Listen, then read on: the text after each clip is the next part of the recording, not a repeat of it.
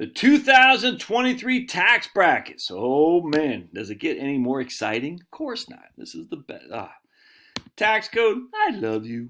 This is dated in October, but still, I don't think I've gotten to this yet. I need to because I love this stuff, dude. All right, so I want to show you something. We're not going to talk about heads of households or married filing separately. I don't care. I care if that's what you, but the vast majority of people here are not. We're talking about singles and married filing jointly. And we're going to start looking at the 12% tax bracket. All right? So notice, to be at the top of the 12% tax bracket, if you're single, we're just going to say it's $45,000 for simplicity. 45,000 schmackaroonies. If you're married, it's $90,000. Before, do not you comment yet. I know what you're thinking. You're getting ready to fire up. Josh doesn't know what he's talking about. He's so dumb. Don't do that because you're going to look like a fool. So hold back. So married filing jointly to stay in the 12% tax bracket, our taxes, our income should be no more than $90,000 or $45,000 if we are single. And if we stay in this tax bracket, that also means long-term capital gains and qualified dividends are also tax-free. Now, don't sit there and think you can have $500,000 of long-term capital gains. It'll be tax-free because you're in the 12% tax bracket. It doesn't work like that. I'm just telling you. But if you have $20,000 of long-term capital gains, you're in the 12% tax bracket, that will be tax-free, or whatever the amount is. I'm just saying. You cannot use your long-term capital gains to put you in a 33% tax bracket and think, oh my goodness, it's all tax-free because it's long-term capital gains. It doesn't work like that. Now the issue is we go from 90,000, anything above 90,000 is going to be an 83% tax increase. Because we go from paying 12% to 22%. This is where the problems with Roth conversions come to mind. If we go $5,000 into the next highest tax bracket, not a huge deal. It's only an 83% increase on the next $5,000. But if we go $50,000 into the next tax bracket, because 22% is literally 83% higher than 12%. Take this minus that, divide by that. 22 minus 12, divide by 12. That is your increase to the next bracket. So we really want to kind of stay as close to this as we can if we're married, or as close to this as we can if we're single. We really want to. 22 to 24% isn't that big of a deal. It's only a 10% tax increase. Not that big of a deal. It's a 12 to 22. We really want to be careful. But I want to point something out. Here's our standard deductions. If we're married filing jointly, $27,700. If we're single, it's $13,850.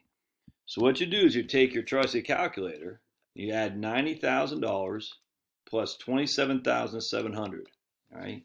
So your AGI is 117. We'll just say 120 for simplicity. If you make less as AGI, adjusted gross income, of 117, you're still in the 12% tax bracket. So hear me out. If you have $75,000 of income between you and your better half, so you take your 117, subtract by $75,000, you could have $42,000 of long-term capital gains or qualified dividends and not pay one flippin' red cent. You hear that, man? Oh, so I'm telling you, do we want to do Roth conversions if we're also accumulating dividends and long-term capital gains? You got to be careful there. I just did Roth. I'm done. Once I'm paying this done tax year, I'm done paying Roth. I'll have no more income tax ever to pay on my IRAs ever again.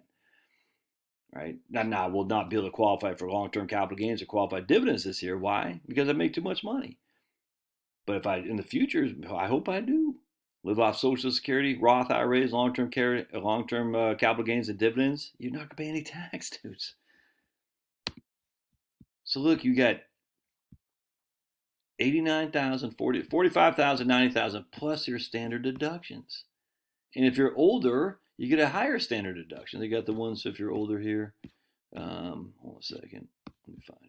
So here, taxpayers who are at least 65 years old or blind can add an additional $1,500 per person for standard deduction. That's another 3,000 schmackers. So if you're freaking 65 above, you and your better half, that's another $3,000 standard deduction. Now we're literally above $120,000 as AGI. Capital gain tax bracket. Again, this is your tax bracket. This is after your standard. This is your taxable income after standard deductions are taken into account.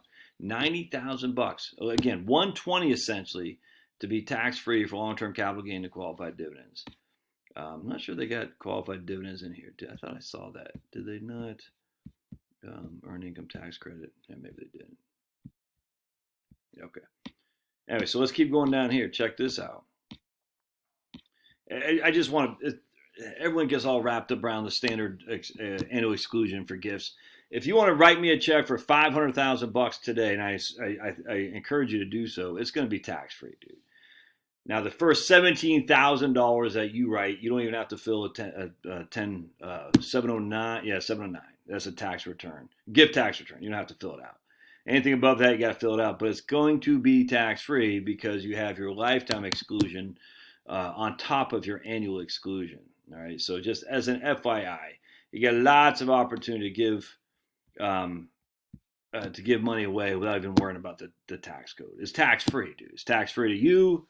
Unless you're giving well above, I think the lifetime exclusion is $5 million. I don't even know what it is.